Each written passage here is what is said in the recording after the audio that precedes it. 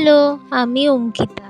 আজকে আমি আমার এই পুরনো পেন্টিং নতুন করে ডেকর করতে চলেছি। সত্যি বলতে যখন এটা প্রথম আঁকা হয়েছিল সবাই বলেছিল সুন্দর হয়েছে, কিন্তু আমার নিজেরই তেমন মন ভরেনি।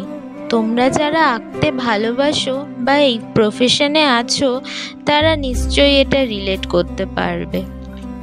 তাই আজ ভাবলাম ক্লে দিয়ে এটাকে নতুন করে সাজাই। তোমরা জানিও কেমন লাগলো আমার এই রিক্রিয়েশন।